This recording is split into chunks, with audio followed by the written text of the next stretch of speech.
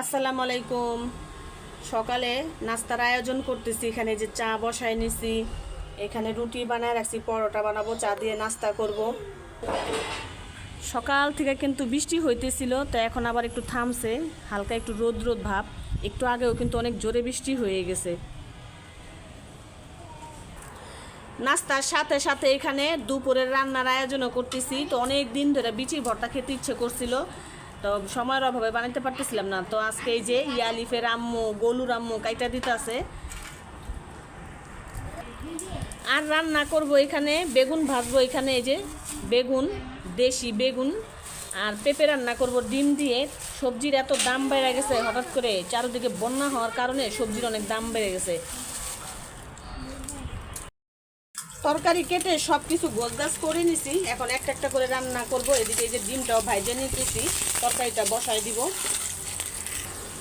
তরকারিটা বসায় দিতেছি, আর তরকারির মধ্যে 2টা তেজপাতা আর ছোট্ট একটা দারচিনির টুকরা দিছি, কারণ এভাবে ডিমের তরকারি পেঁপে দিয়ে রান্না করলে খুবই ভালো লাগে, মাংসের একটা স্বাদ আসে।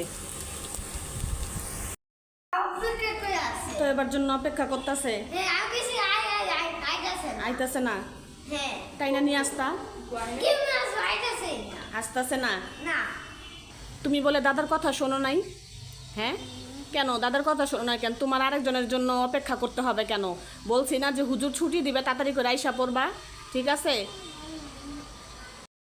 রান্না বাড়া প্রায় শেষ। তো এই যে কাঁঠালের বিচি সিদ্ধ হয়ে গেছে। আজকে কিন্তু পাটায় বাইটা না, আজকে সম্পূর্ণ হাতে মাখাইতেছি। এখানে যে গ্লাস দিয়ে বিচিগুলি চটকায় নিতেছি, শুকনা মরিচও ভেজে নিছি, কাঁচা পেঁয়াজ। তো এগুলি এখন হাতে ডইলা বানাবো আজকে। সব রান্না বাড়া শেষ, তো এখন খেতে বসলাম। আজকে এই যে কাঁঠাল বিচির ভর্তা বানাইছি, কারণ অনেক দিন ধরে খেতে ইচ্ছে করছিল, বানানোর আলসিতে খাওয়া হয় না। আজকে হাতে মেখে বানাইছি, সিদ্ধ করে, পাটায় বাটি নেই। আর এখানে বেগুন ভাজা, বেগুনের যা দাম, 100 টাকা কেজি বেগুন। আর এখানে ডিম দিয়ে পেঁপে দিয়ে রান্না করছি, একটু ঝোল ঝোল রান্না করছি, কারণ পেঁপের ঝোলটা খেতে কিন্তু খুবই ভালো লাগে। তো জায়ানকে দেই আলু দিয়ে। আসো জায়ান, আসো।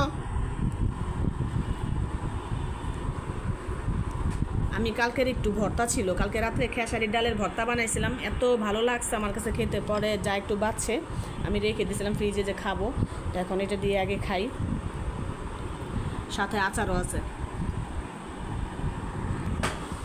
তো ডাল ভর্তার সাথে একটু আচার নিয়ে নিলাম, কারণ ভর্তা দিয়ে আচার দিয়ে খেতে কিন্তু খুবই ভালো লাগে, তরকারি দিয়ে।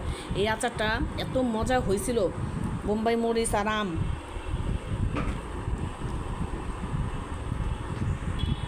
তো আজকে তো খেলা আছে, যারা খেলা প্রিয় মানুষ তাদের জন্য শুভকামনা রইল। আমি তো খেলা দেখি না, আমার কোনো মাথা ব্যথাও নেই।